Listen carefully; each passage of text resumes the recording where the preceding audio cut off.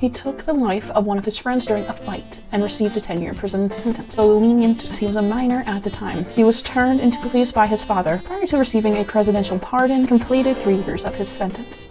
Then, at his father's urging, he enlisted in the army. He had multiple hospitalizations for mental health issues while serving in the army. He made numerous attempts to flee the military. I had to have my boyfriend light a candle for me because I am 21 and still do not know how to use a light. And as a result of his failures, his holy fucking crap, I have a tripod, but that's for a camera.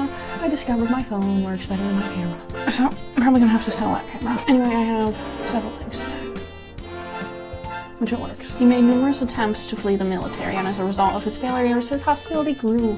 He returned to the Turkish capital after finishing his service. His mother opened a tailor shop for him, though he did not stop by even briefly. On June 5th, 2007, infuriated by a computer engineer's mocking that he couldn't afford to buy the laptop he had been looking at, Dengiz took his life. Along with his victim's phone, he stole 2 laptops from the shop. When he attempted to sell one of the laptops, he was scammed out of the money. He shot at a garbage collector twice on September 12, 2007. A few months later, he shot at a 55-year-old municipal worker twice in the head from behind following a brief conversation. He dragged the victim and drove off with him. He used a knife to skin the corpse after that, eating some of it raw before packing the remainder in his bag.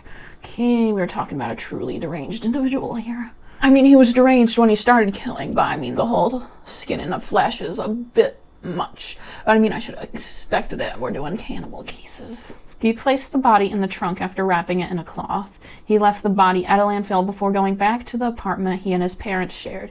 He fed the stray dogs outside his flat a chunk of flesh. The remaining flesh was then placed in the refrigerator. The man, Kafir, was found a few days after he went missing. A closer look revealed that someone was responsible for his passing. His body had been dismembered, and significant pieces of flesh had been removed from the soft parts of his body. He was last seen fighting with a young man at the park he was in charge of maintaining, according to further investigation, with assistance of recordings of calls he made on the phone he stolen from his second victim, but left at the scene of the final crime. Dengiz was quickly located by police. When they searched his apartment for evidence, they found fresh meat in the refrigerator in a plastic bag. They collected samples for analysis. Samples came from a human arm, buttock, and thigh. He claimed he was drawn to eating human flesh and displayed no remorse for his crimes.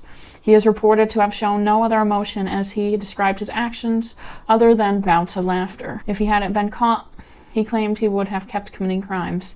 He was found guilty for being responsible for the loss of 2 people's lives and sentenced to 2 life sentences. However, he was ruled to be insane and not fit to stand trial. His conviction was overthrown and he was admitted to a mental institution.